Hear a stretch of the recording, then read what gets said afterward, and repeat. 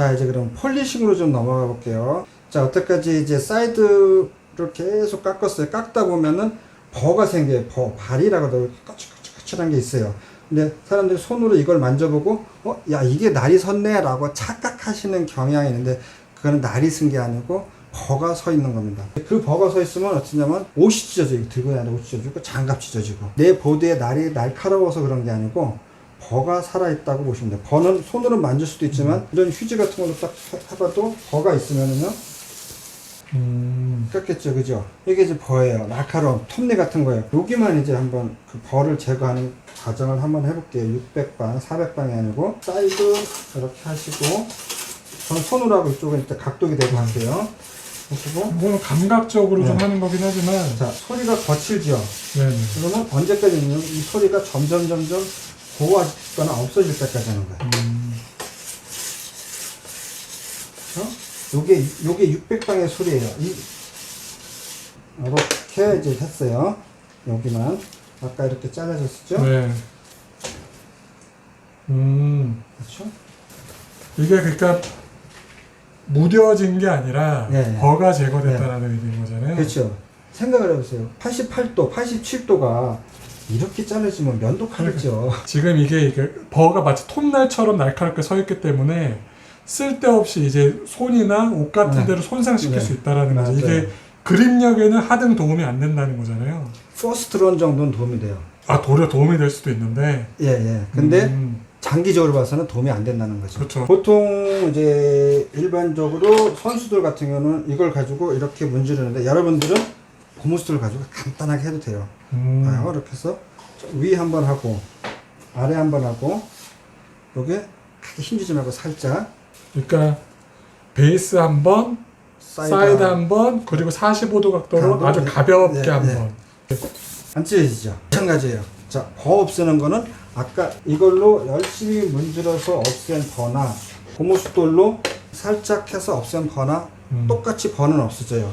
하지만 이렇게 없앤 게 좀 더 날카로움을 유지하고 없애는 거고, 이건 날카로움을 좀 손해보고 없애는 거예요. 선수들은 날카로움이 유지되는 게 좋으니까 이쪽을 선호하고, 일반인들은 난 그 차이를 못 느끼겠어 하시면 이렇게 하시는 게 시간과 노력과 간편함이 편리한 거죠. 네, 이렇게 해서 버제거 작업이 끝나서 할 수가 있는 거예요. 그래서 보통 저희가 권하는 게 400방 정도, 600방 아니에요. 200방도 아니에요. 200방은 잘못하면 베이스 스크래치 낼 수도 있으니까 400방 정도를 포켓에 들고 다니면서 거친 게 있으면 현장에서 이렇게 해가지고 날을 세우기도 하고 버도 제거하기도 해서 이렇게 하시면은 날이 상당히 날카로운 면이 오래 가요.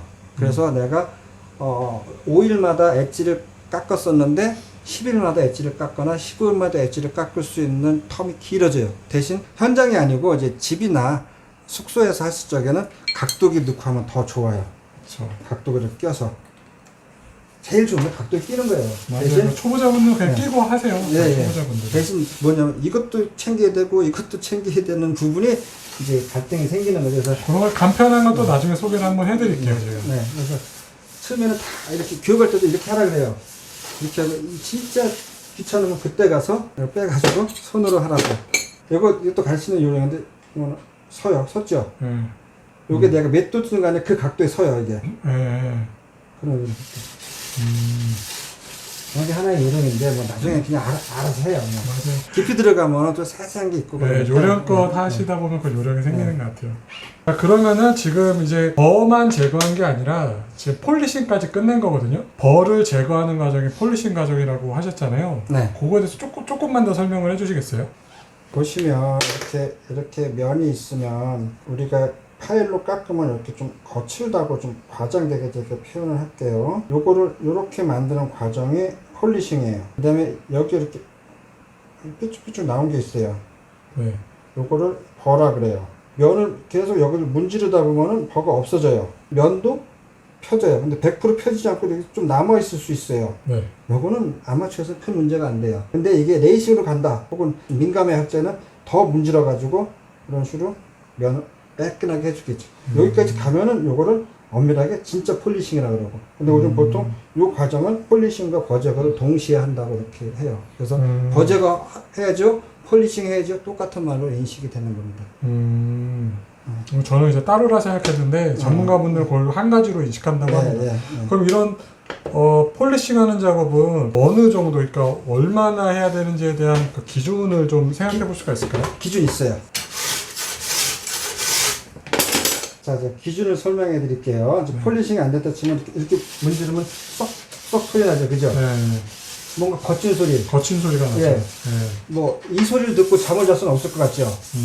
그죠? 요쪽 폴리싱이 아까 됐죠, 그죠? 네네.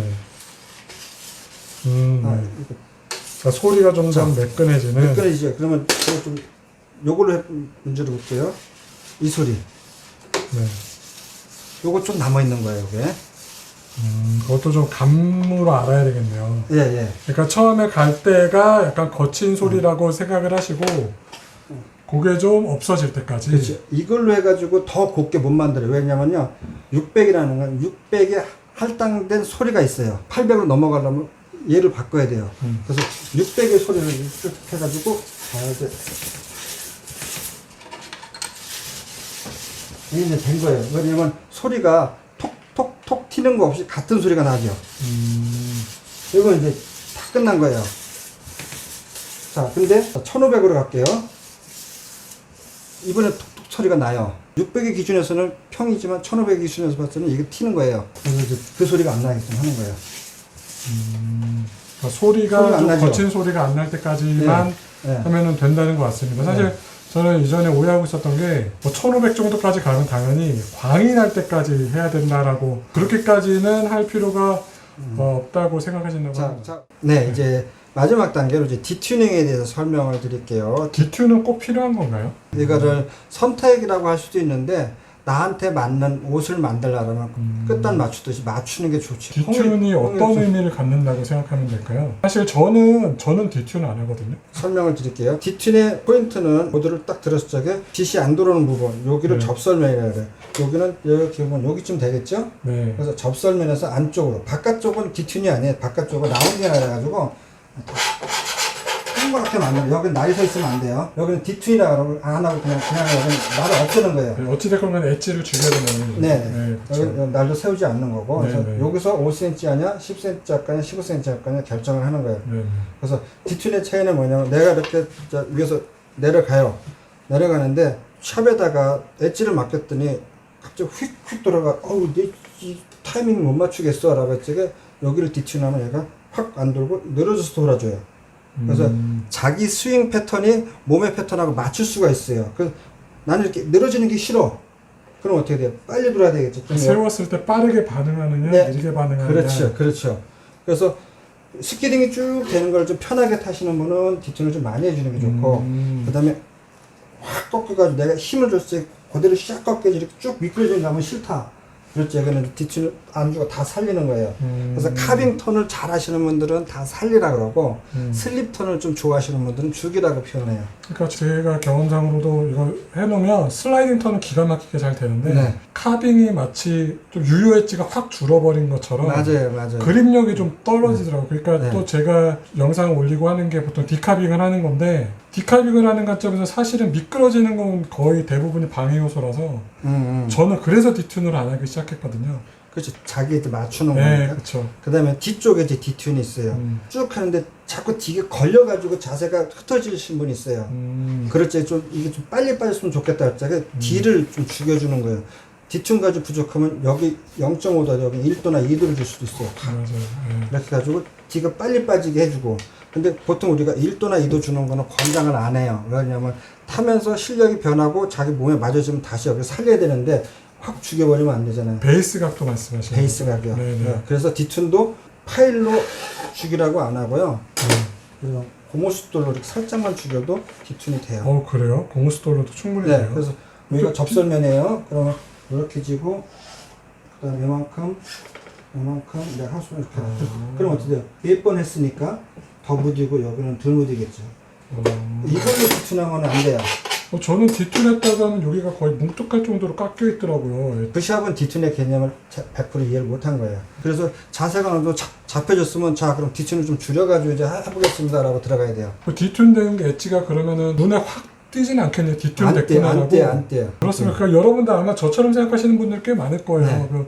네. 예전에 D2를 했다 그러면 여기가 좀 뭉툭할 정도로 이렇게 좀 많이 깎여 있었는데 아 그런 게 아니군요. 그런 D2만 잘해도 뭐 밸런스를 좀 잡을 수가 있어요. D2 같은 거도 이제 그냥 요번에는 한번 D2를 요만큼 넣어보고 저렇게 넣어보고 직접 하시는 분들은 한번 그때 해보시면서 좀 경험해 보시는 것도 괜찮을 것 같아요. 네, 그래서 어떤 분들은 자기 포인트 찾으면 여기 매직을 칠해 놓으세요. 그 D2 포인트를 앞쪽, 뒤쪽. 베이스가 소프트하면 소프트할수록 D2의 의미가 없어요. 그렇죠, 네. 그렇죠. 누르면 빨리 돌고, 안 누르면 길어지고. 그래서 D2의 의미가 있을 때는 하드한 베이스 쪽으로 갈수록 효과가 더 커요. 특히 알파인 보드에 이제 많이 되죠. D2는 어찌됐건 고무스톨이나 다이아몬드 스톤으로 가볍게 가능하면 고무스도 다이아몬드도 권장하진 않아요. D2는 되게 좀 개인 성향 같은 게 굉장히 많은 그런 그렇죠, 그렇죠. 그래서 몰랐을 적에는 그냥 넘어가지만 알았을 때 한번 해보세요. 그럼 다른 맛이. 200ml, 150ml인데 150ml 안 써주고 사람들이 힘을 주게 돼 있어요. 그죠? 근데 우리가 보통 사이드 이런 식으로 민감해 할 때는 더 문질러가지고